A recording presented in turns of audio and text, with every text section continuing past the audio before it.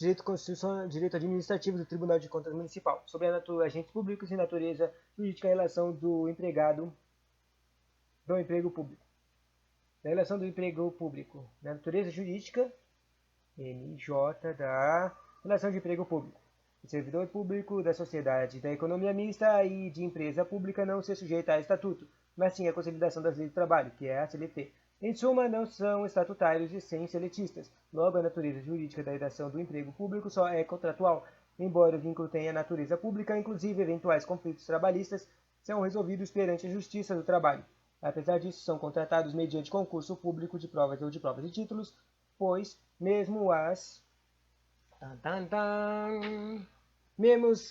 empresas públicas e sociedades de economia mista são obrigadas a respeitar um núcleo obrigatório mínimo que envolve o dever de contratar apenas por concurso. Fica a dica. Empregado público é seletista, sujeita-se a CLT, relação contratual. Servidor público é estatutário, sujeita-se à respectiva lei especial, relação estatutária. Então, pouco conteúdo, então vamos ler mais, né? Ausência de competência do agente de fato. O agente precisa estar legitimamente investido num cargo para praticar um ato administrativo, isto é, deve ter competência para tanto. Contudo, existe a situação do agente de fato, que é aquele em relação ao qual a investidura está maculada de um defeito. Exemplifica tal situação: falta de requisito legal para investidura, como certificação de sanidade vencido, inexistência de formação universitária para a função que a exige e idade inferior ao mínimo legal. O mesmo ocorre quando o servidor está suspenso do cargo ou exerce função depois do vencido o prazo de sua contratação, ou continua em exercício após a idade limite para aposentadoria compulsória.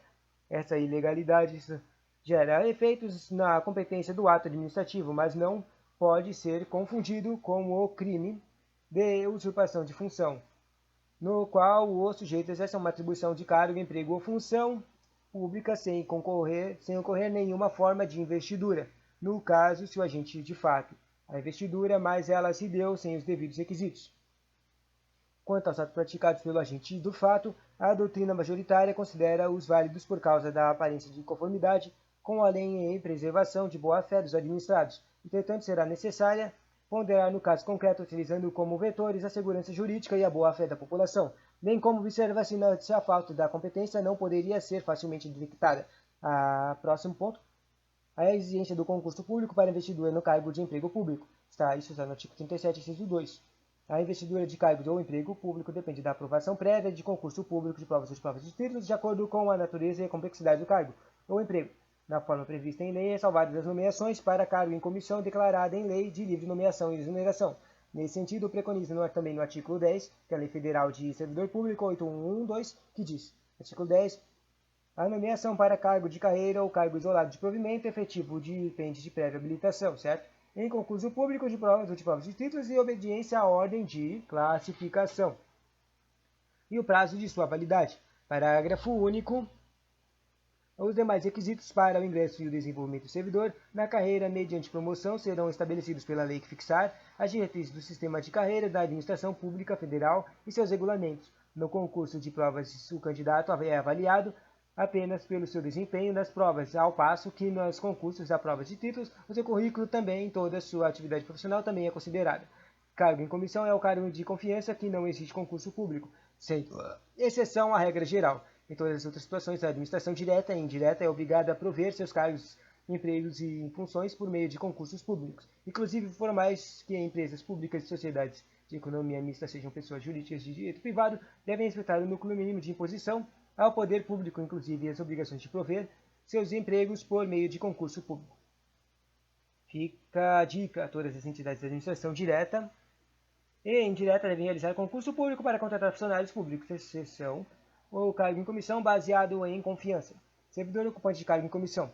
Os cargos em comissão são de nomeação livre e dispensado concurso público. O ocupante de cargo em comissão não precisa de titular de cargo efetivo. Serve para os cargos de chefia de assessoramento e direção, notadamente cargos de confiança. Os servidores que ocupam um cargo em comissão podem ser exonerados a qualquer tempo, pois não adquirem estabilidade nem garantias que dela decorrem. Exonerado ad nutum. Ser sujeito ao regime geral de previdência social, quanto ao regime de trabalho, será o mesmo dos demais servidores do órgão em que ocupa o cargo.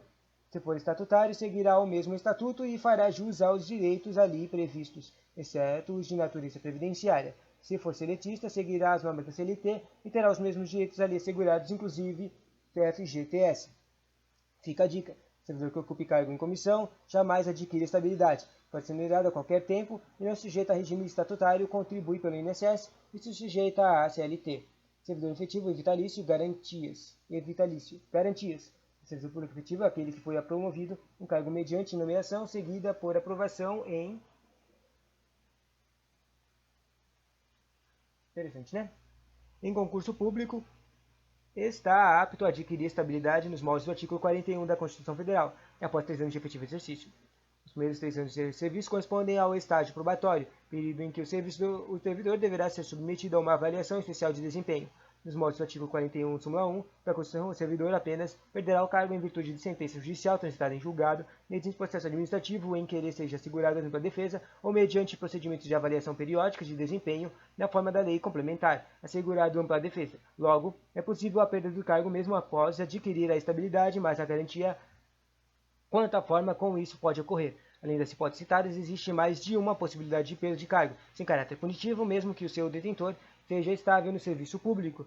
Trata-se da perda do cargo para a adequação dos gastos do Estado à Lei de Responsabilidade Fiscal, LRF. A Constituição Federal inicialmente impõe que os entes federativos, no caso da extrapolação dos limites de gastos previstos na LRF, isso aqui é interessante para o concurso, né? A Lei de Responsabilidade Fiscal, porque cai no Tribunal de Contas o controle externo e também cai um pouco para você entender essas coisas das leis de controle externo, tipo a Lei de Responsabilidade Fiscal. Tá. A Constituição Federal inicialmente impõe que os entes federativos, no caso da extrapolação dos limites de gastos previstos na LRF, reduzam as despesas com servidores públicos comissionados e não estáveis conforme o artigo 169, súmula 3. Mas, se as medidas previstas na súmula 3 do artigo 169 não forem suficientes para adequar e controlar as despesas públicas, a Constituição prevê que, em seu súmula 4, a perda do cargo até mesmo de hipótese em que seu ocupante detenha estabilidade no serviço público. Se ocorrer esta hipótese, o servidor estável que perder o cargo terá direito à indenização correspondente a 1 mês de remuneração por ano de serviço público. Existem alguns servidores públicos federados... Só 1 mês de remuneração? Só 1 mês por ano? Que louco. Que não possuem apenas estabilidade, mas sim vitaliciedade. São eles os membros do Poder Judiciário e do Ministério Público, tipo artigo 95.1, Constituição Federal, e artigo 128, súmula 5, inciso 1 da Constituição. Engraçado esses caras, né? O prazo para aquisição da vitaliciedade é diferente do prazo para aquisição da estabilidade, sendo adquirida após 2 anos do serviço público. Durante esse período, também é submetido o servidor a estágio probatório, chamado de processo de vitaliciamento.